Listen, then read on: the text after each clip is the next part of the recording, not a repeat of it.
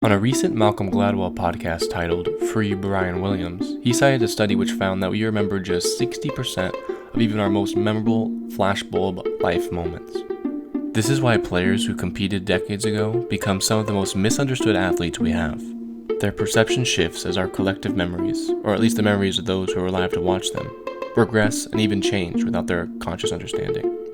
This is why context and revisiting the past is such an important part of understanding history.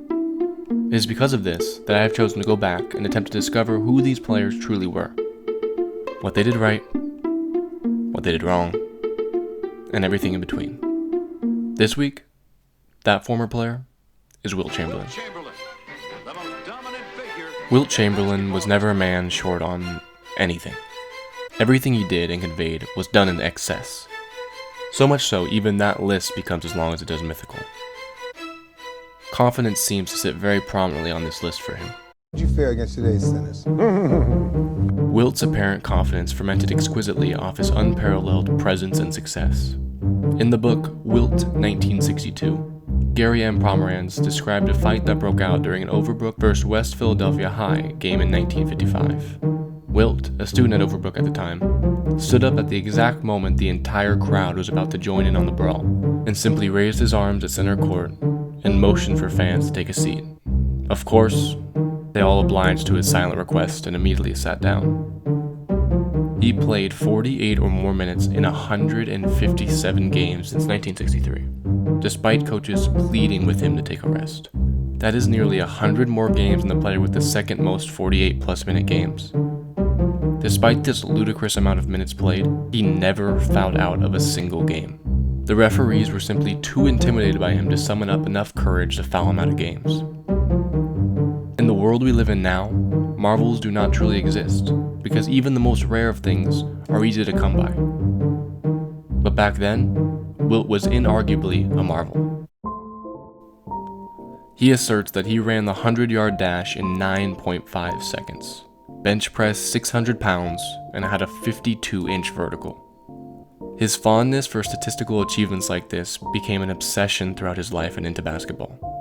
Listen to any interview he had through the years. He mentions more numbers than the average mathematician. If you were playing today, how many points would you average, you think? In what, today, right now? No, not right now. I mean, because I could get maybe 30 right now, big fella. I'm trying to tell you. At 60. At 60, yeah, 30 and 60, you cut that in half, yes, sir. But at 30, I call him at 60 I could get 30, but Mm-hmm. at 30, I could probably average 60 or 70. So when they compare me with Michael's averaging 31 points for his lifetime. I average about 30 points for a lifetime. But I stopped scoring.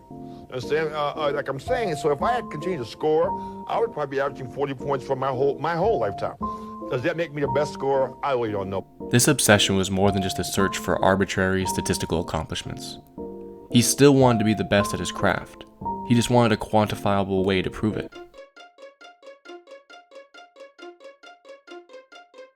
This was illustrated in his game as it was constantly evolving. He is obviously known for being a dominant player offensively, but he was more than just slam dunks and overwhelming athleticism. He added a jumper to his game due to the constant criticisms that he could not shoot, and he was still a 54% career shooter.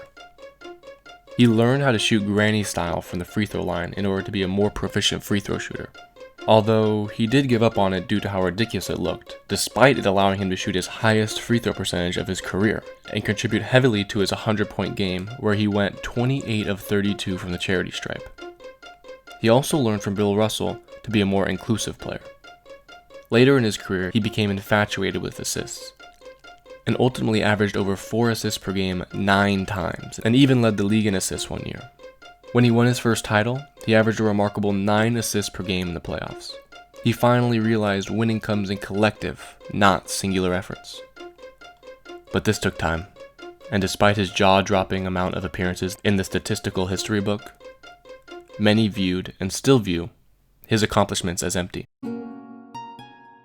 A lot of this has to do with him having just 2 championships compared to his biggest rival's unreachable 11. And despite many echoing that Russell had superior teammates, Bill Simmons in his book of basketball unveils that it was actually much closer than most think, as he states, Russell's teammates from 1957 to 1969 were selected to 26 All-Star games, while Wilt's teammates from 1960 to 1973 were selected to 24.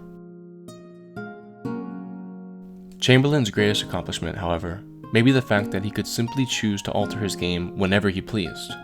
But more accurately, whenever it was asked of him. Despite his bombastic and vocal confidence, Wilt was shaped largely by those critical of him. Because of this, many see fragility. But the true result of his hidden insecurity was his display of dominance.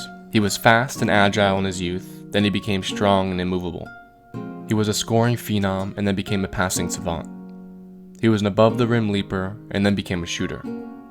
He was a brick-producing free throw shooter and then a dead-eye 100-point scorer. We ask all our greatest players to be great at many things. Wilt Chamberlain embodied this. He simply did so in an unconventional and easily critiqued way, far too many years ago, at a time where marvels still existed.